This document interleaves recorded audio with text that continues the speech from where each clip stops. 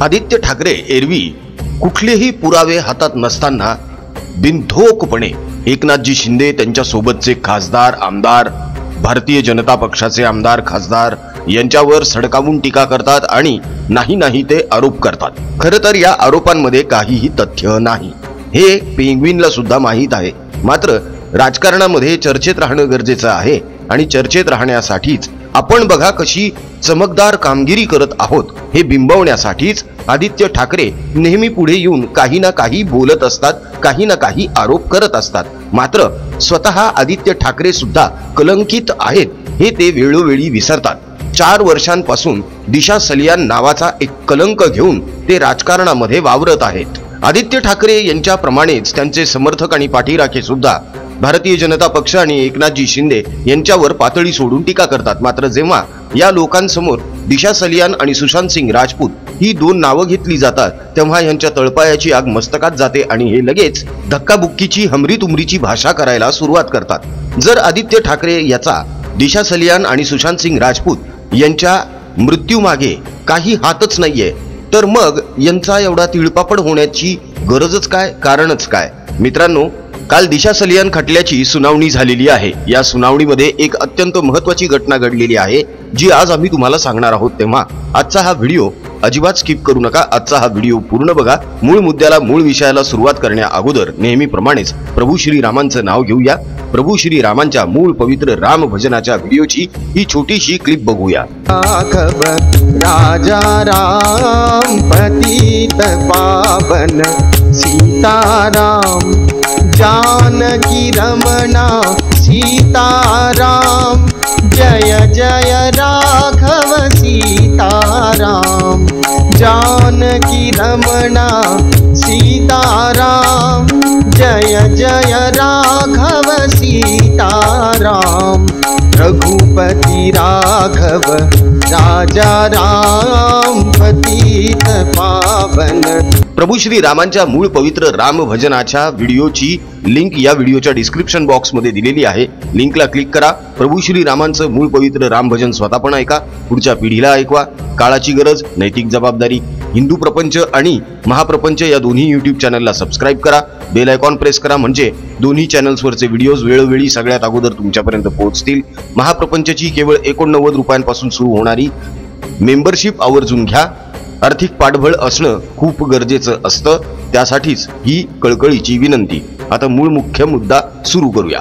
8 जून 2020 ला दिशा सलियान हिच्या घरी म्हणजे मालाडला एक पार्टी आयोजित करण्यात आलेली होती. या पार्टीमध्ये अनेक बडी धेंड आलेली होती. यामध्ये काही बॉलिवूडचे कलाकार देखील होते आणि दिशा सलियान हिचा प्रियकर देखील होता.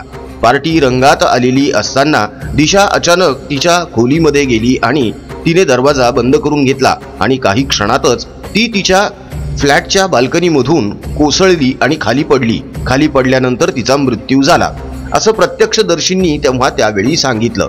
मात्र त्यानंतर जसा जसा तपास पुढे जाऊ लागला अनेक धक्कादायक खुलासे व्हायला सुरुवात झाली. एक तर त्यावेळी त्या खोलीमध्ये कोण कोण उपस्थित होतं याची चौकशी सुरू झाली. अनेक वेळ, अनेक काळ तिचा तो प्रियकर गायब होता. मात्र कालांतराने तो सुद्धा समोर आला आणि नंतर धक्कादायक खुलासे व्हायला सुरुवात झाली. अनेक जणांनी तर सोशल मीडियावर असेही प्रश्न उपस्थित केले की प्रतिवाद्यांकडून जो दावा केला जात आहे की दिशा सलियान हिने आत्महत्या केलेली आहे, तर मग आत्महत्या करत असताना एखादी मुलगी आपले कपडे उतरवून आत्महत्या कशी करेल? कारण अनेक जणांचं म्हणणं असं आहे की दिशा सलियान जेव्हा जखमी अवस्थेमध्ये, रक्तबंबाळ अवस्थेत आढळली तेव्हा ती निर्वस्त्र होती. तेव्हा अशा परिस्थितीमध्ये एखादी मुलगी निर्वस्त्र होऊन कशी काय आत्महत्या करेल असाही प्रश्न ह्या निमित्ताने उपस्थित झाला. सोबतच यामध्ये आदित्य ठाकरे म्हणजेच पेंग्विनचं सुद्धा नाव गोवण्यात आलं. आदित्य ठाकरे हे त्यावेळी त्या पार्टीमध्ये उपस्थित होते आणि दिशा सलियान हिच्यावर सामूहिक बलात्कार झालेला आहे अशी जोरदार चर्चा त्यावेळी सुद्धा रंगत होती, जी अजूनही चर्चिली जातीये. आता मुळात प्रश्न असा निर्माण झालेला होता की आदित्य ठाकरे यांचं नाव या प्रकरणामध्ये घेण्याची गरजच काय होती? तर आदित्य ठाकरे यांनी स्वतःच समोर येऊन स्पष्टीकरण दिलेलं होतं की 8 जूनला मी दिशा सलियान हिच्या घरी उपस्थितच नव्हतो, तर मी हॉस्पिटलमध्ये होतो, कारण तेव्हा माझ्या आजोबांचा मृत्यू झाला होता. आणि हे धडधडीत खोटं बोलून आदित्य ठाकरे स्वतःच फसले, कारण आदित्य ठाकरे यांच्या आजोबांचा मृत्यू हा 8 तारखेला नव्हे तर पुढे 3-4 दिवसांनी झालेला होता. मग आदित्य ठाकरे यांना असं खोटं बोलण्याची गरजच काय होती, आणि इथूनच मग आदित्य ठाकरे यांच्यावरचा हा आरोप ठळक होत गेला आणि आदित्य ठाकरे अधिकाधिक संशयाच्या घेऱ्यामध्ये येऊ लागले. आता तपासामध्ये एक गोष्ट महत्वाची अशी आढळून आली की आदित्य ठाकरे यांच्या मोबाईलचं लोकेशन हे दिशा सलियानच्या घराच्या आसपास त्या दिवशी म्हणजे 8 जून 2020 ला कसं काय होतं बरं.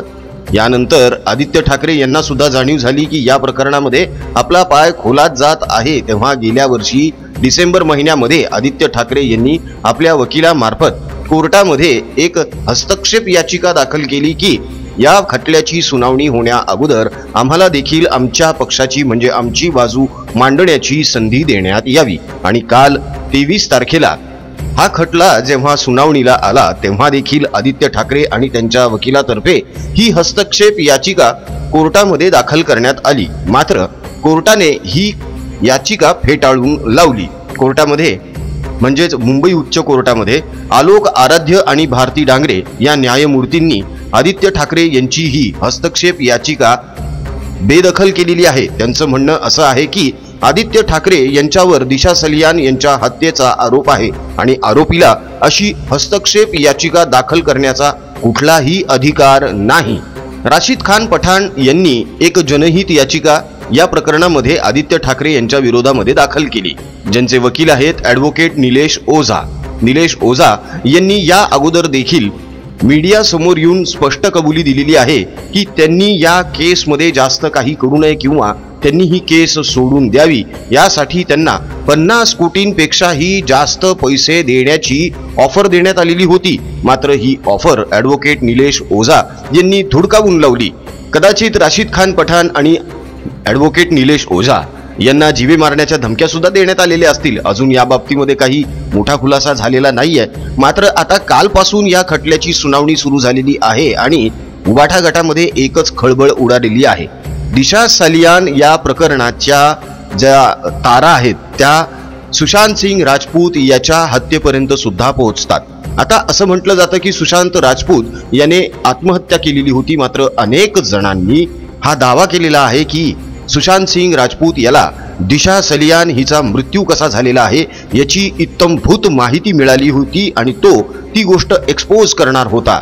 यामुळे मोठ्या मोठ्या धेंड्यांची नावं समोर येणार होती आणि म्हणूनच त्याचं तोंड बंद करण्यासाठी सुशांत सिंग राजपूत याचा देखील जीव घेण्यात आलेला आहे. म्हणजेच काय, त्याची हत्या करण्यात आलेली आहे. दिशा सलियान प्रकरण आणि सुशांत सिंग प्रकरण हे एकमेकांमध्ये गुंतलेलं आहे. सुशांत सिंग प्रकरणाची चौकशी करण्यासाठी बिहारहून आलेलं सीबीआयचं पथक जेव्हा मुंबईमध्ये दाखल झालं तेव्हा कोमटरावांच्या अत्यंत लाडक्या आणि प्रिय तत्कालीन महापौर किशोरीताई पेडणेकर यांनी त्या अख्ख्या पथकालाच क्वारंटाईन करून टाकलं. आज या प्रकरणाला 4 वर्ष झालेली आहेत. या 4 वर्षांमध्ये किती पुरावे दडवले गेले असतील आणि किती पुरावे नष्ट केले गेले असतील याची कल्पनाच केलेली बरी. याच वेळी कूपर हॉस्पिटलमधल्या एका कर्मचाऱ्याने देखील खूप मोठा धक्कादायक खुलासा केलेला होता. मात्र त्याकडे अजूनही कानाडोळा केला गेलेला आहे. महायुती सरकार जेव्हा सत्तेवर आलं तेव्हा महायुती सरकारने या दोन्ही प्रकरणांच्या बाबतीमध्ये एक SIT नेमली. मात्र या SITचा तपास सध्या कुठवर आलेला आहे या बाबतीमध्ये कुठलाही खुलासा किंवा कुठलीही माहिती अजून जाहीर झालेली नाहीये. मात्र कोर्टामध्ये ही केस आलेली आहे, खटला सुरू झालेला आहे. पर्यायाने आता SITला सुद्धा समोर यावं लागणार आहे आणि समोर येऊन SITला सुद्धा त्यांची जी चौकशीची जी माहिती आहे ती उघड करावी लागणार आहे. एकंदर काय तर न्यायमूर्ती आलोक आराध्य आणि भारती डांगरे या दोघांनी देखील आदित्य ठाकरे आरोपी आहेत असं जाहीर केलेलं आहे. किंबहुना आरोपीला हस्तक्षेप याचिका दाखल करता येत नाही, त्याला तसा अधिकारच नाही असं सांगून टाकल्यामुळे आदित्य ठाकरे याच्या अडचणी वाढ होणार आहे एवढं मात्र निश्चित आहे. आपल्याकडे एक म्हण आहे, इनोसंट अंटिल प्रूव्हन गिल्टी. म्हणजेच काय, हा निर्दोष आहे जोपर्यंत याच्यावर आरोप सिद्ध होत नाही. मात्र आपण असंही म्हणू शकतो ना की गिल्टी अंटिल प्रूव्हन इनोसंट, म्हणजेच काय तर आरोपी आहे जोपर्यंत निर्दोषत्व सिद्ध होत नाही. आता जेव्हा आलोक आराध्य आणि भारती डांगरे या दोघांनी देखील असं निक्षून सांगितलंय की आरोपीला हस्तक्षेप याचिका दाखल करण्याचा अधिकार नाहीये, त्याच अर्थी एका दृष्टिकोनातून माननीय न्यायालयाने सुद्धा कदाचित हे मान्य केलेलं असावं की सध्या तरी दिशा सलियान या प्रकरणामध्ये आदित्य ठाकरे हे आरोपी आहेत. नितेश राणे, निलेश राणे यांनी हे प्रकरण प्रचंड उचलून धरलेलं होतं. या बाबतीमधले रोज नवे नवे खुलासे नितेश राणे आणि निलेश राणे यांनी केलेले होते. निलेश राणे यांनी तर स्पष्ट सांगितलं होतं की आदित्य ठाकरे हाच दिशा सलियान आणि सुशांत सिंग राजपूत यांच्या मृत्यूमागचं कारण आहे. तर नितेश राणे यांनी तर धडधडीतपणे समोर येऊन सांगितलेलं होतं की माझ्याकडे अशा काही गोष्टी आहेत, असे काही खुलासे आहेत ज्यामुळे हे स्पष्टच होईल. त्यानंतर मुंबई पोलिसांनी नितेश राणे यांना एक नोटीस देखील बजावलेली होती. नितेश राणे यांनी तेव्हा स्पष्टच सांगितलं होतं की कुठल्याही चौकशीला समोर जायला मी तयार आहे.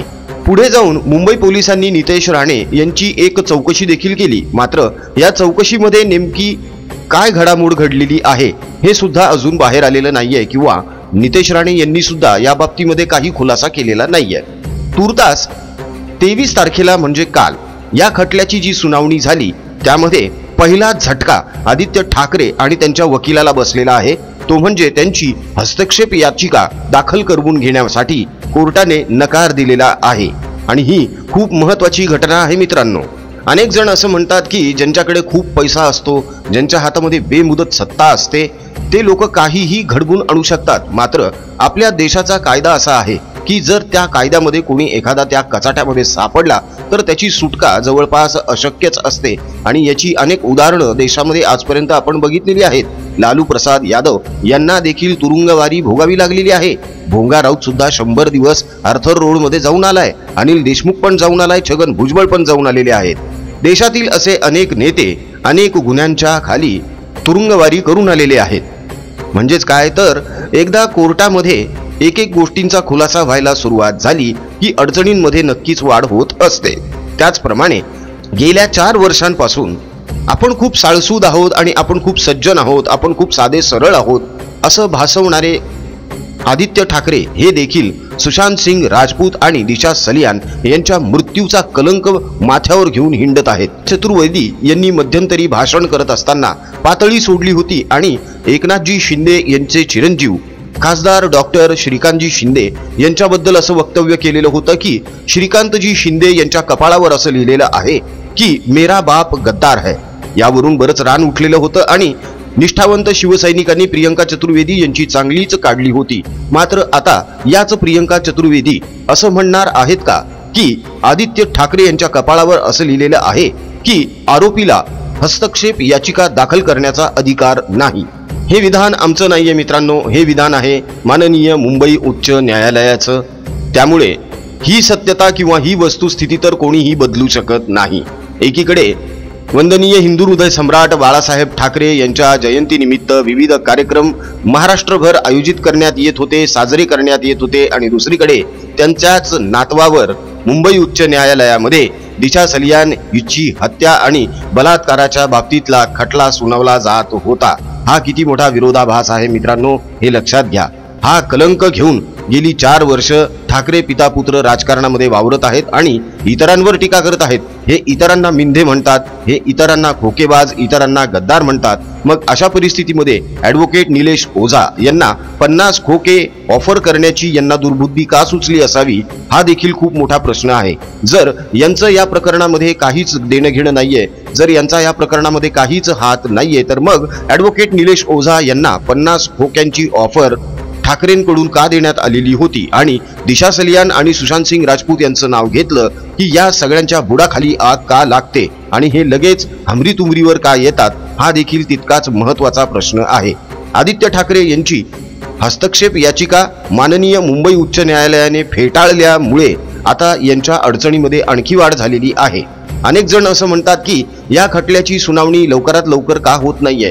तर एक गोष्ट इथे महत्त्वाची आहे, ती लक्षात घेणं गरजेचं आहे मित्रांनो की आदित्य ठाकरे हे तेव्हा पर्यटन मंत्री होते, यांचे वडील मुख्यमंत्री होते आणि या दोघांनी आपल्या अमर्याद सत्तेचा वापर करत अनेक पुरावे नष्ट करण्याचा प्रयत्न केलेला आहे, असाही आरोप यांच्यावर अनेकदा झालेला आहे आणि वस्तुस्थिती देखील तशीच आहे मित्रांनो. कारण दिशा सलियान हिचा विसेरा रिपोर्ट सुद्धा बदलण्यात आलेला होता, हे देखील कूपर हॉस्पिटलच्या एका अधिकाऱ्याने पुढे येऊन सांगितलेलं होतं. अशी सगळी परिस्थिती असताना, हे प्रकरण इतकं किचकट असताना याचा निकाल अत्यंत तर्कसंगत पद्धतीने लागला पाहिजे, यासाठीच SIT आपलं काम करत आहे, माननीय उच्च न्यायालय आपलं काम करत आहे, कोर्ट आपलं काम करत आहे, न्यायाधीश वकील आपलं काम करत आहेत. तेव्हा आपण देखील संयम राखायला हवा. आदित्य ठाकरे यांची हस्तक्षेप याचिका ज्या पद्धतीने मुंबई उच्च न्यायालयाने फेटाळलेली आहे, ते बघता आदित्य ठाकरे हे दोषी असावेत असा संशय कदाचित मुंबई उच्च न्यायालयाला सुद्धा आलेला असावा आणि कदाचित पुढच्या सुनावणीपासून आदित्य ठाकरे यांच्या अडचणीमध्ये आणखी वाढ होण्याची शक्यता आहे.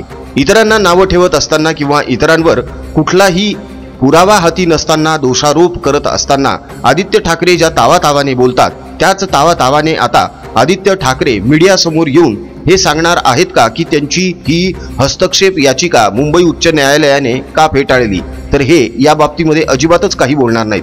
भोंगा राऊत सुद्धा या बाबतीत काहीच तोंड उचकटणार नाही, सुषमा अंधारे देखील या बाबतीत काहीच बोलणार नाहीत. हे लोक लक्ष भरकटवण्यासाठी फालतूचे काहीतरी मुद्दे उकरून काढतील आणि या प्रकरणाला पुन्हा एकदा दडपण्याचा प्रयत्न करतील. मात्र आता हे प्रकरण दडपण्याच्या पलीकडे गेलेलं आहे, कारण मुंबई उच्च न्यायालयाने आता स्पष्ट सांगितलेलं आहे की हा खटला हस्तक्षेप याचिका दाखल झाल्या विना सुरू राहणार आहे. पुढची सुनावणी देखील लवकरच होणार आहे, त्याचे अपडेट सुद्धा आम्ही तुम्हाला लवकरच देऊ. तेव्हा बघत राहा महाप्रपंच. आपल्याकडे खरं सांगितलं जातं मित्रांनो, देवादिकांवर श्रद्धा असली पाहिजे, आपल्या आराध्यांवर श्रद्धा असली पाहिजे, घरामध्ये पूजा अर्चा झाली पाहिजे, देवाचं नाव घेतलं गेलं पाहिजे, यामुळे दुर्बुद्धी होत नाही. आता अनेकांना दुर्बुद्धी होते, अनेक जण महिलांवर वाईट नजर टाकतात, बलात्कार करतात आणि नंतर त्यांची हत्या देखील करून टाकतात. आम्ही कोणाबद्दल बोलत आहोत याचा लगेच छडा लावू नका. आपल्या समाजामध्ये अशा अनेक वृत्ती प्रवृत्ती आहेत ज्या नालायक आहेत आणि ज्यांना कठोरातली कठोर शिक्षा व्हायलाच पाहिजे. आपल्या आजूबाजूला असे अनेक गुन्हेगार आहेत, असे अनेक आरोपी आहेत, असे अनेक नतद्रष्ट आहेत जे समाजामध्ये असले गुन्हे करून ताठमानेने फिरत असतात. यांना कुठल्याही बाबतीत शरम किंवा लाज अजिबातच वाटत नाही, कारण यांना माहीत आहे की कायदा यांचं काहीही वाकडं करू शकत नाही. मात्र जेव्हा वाकडं व्हायला सुरुवात होते तेव्हा यांची पळापळ सुरू होते, यांच्या छातीत कळ निघते आणि मग यांना हॉस्पिटल गाठावं लागतं. बघूया या प्रकरणामध्ये पुढे काय होतंय ते. मात्र देवाचं नाव घेतलं तर दुर्बुद्धी येत नाही, हे मात्र तितकंच खरं. म्हणूनच प्रभू श्रीरामाचं नाव घेऊया. आदित्य ठाकरे यांचे पिता जरी म्हणत असले की जय श्रीराम म्हणणाऱ्यांना मी हरामखोर म्हणतो, तरीही आम्ही हरामखोर म्हणवून घ्यायला तयार आहोत. मात्र आम्ही प्रभू श्रीरामांचं नाव घ्यायला कधीही कमी पडणार नाही. प्रभू श्रीरामांच्या मूळ पवित्र रामभजनाच्या व्हिडिओची लिंक या व्हिडिओच्या डिस्क्रिप्शन बॉक्समध्ये दिलेली आहे, लिंकला क्लिक करा. प्रभू श्रीरामांचं मूळ पवित्र राम भजनच ऐका. हेच मूळ पवित्र राम भजन पुढच्या पिढीला सुद्धा ऐकवा. काळाची गरज, नैतिक जबाबदारी आपली. हिंदू प्रपंच, महाप्रपंच या दोन्ही यूट्यूब चॅनलला नक्की सबस्क्राईब करा. बेल आयकॉन सुद्धा प्रेस करा, म्हणजे दोन्ही चॅनल्सवरचे व्हिडिओज वेळोवेळी सगळ्यात अगोदर तुमच्यापर्यंत पोहोचत राहतील. महाप्रपंच या यूट्यूब चॅनलची जॉईन बटनला क्लिक करून मेंबरशिप आवर्जून घ्या, जी केवळ 89 रुपयांपासून सुरू होते. आपल्याला आपल्याच प्रपंच परिवारातील तमाम रामभक्त हिंदू माता बंधू भगिनी यांच्यासाठी रोजगाराच्या आणि अर्थार्जनाच्या नव्या योजना, नवे उपक्रम राबवायचे आहेत, धडाडीने राबवायचे आहेत. यासाठी आर्थिक पाठबळ असणं अत्यंत गरजेचं आहे. कुठलीही मोठी गोष्ट करायची असेल तर त्यासाठी बांधणी अत्यंत गरजेचं आहे मित्रांनो. त्यासाठी तुमचं सहकार्य, तुमचे सल्ले आणि तुमचं आयोजन आणि नियोजनामध्ये सहकार्य खरंच अपेक्षित आहे. तेव्हा जास्तीत जास्त प्रमाणामध्ये प्रपंच परिवाराशी जोडले जा. आजचा व्हिडिओ कसा वाटला हे कळवायला अजिबात विसरू नका. आमचा कमेंट बॉक्स तुमच्या प्रतिक्रियांसाठी आतुरतेने वाट बघतोय, तेव्हा पटापट कमेंट्स करायला सुरुवात करा. राजकीय बातम्या, राजकीय घडामोडी, राजकीय अपडेट्स रंगतदार पद्धतीने जाणून घेण्यासाठी बघत रहा महाप्रपंच. पुन्हा भेटूया पुढच्या व्हिडिओमध्ये. जय हिंद, जय महाराष्ट्र, वंदे मातरम, जय शिवराय, जय शंभूराजे, जय भवानी, जय जगदंब, भारत माता की जय, जय श्रीराम.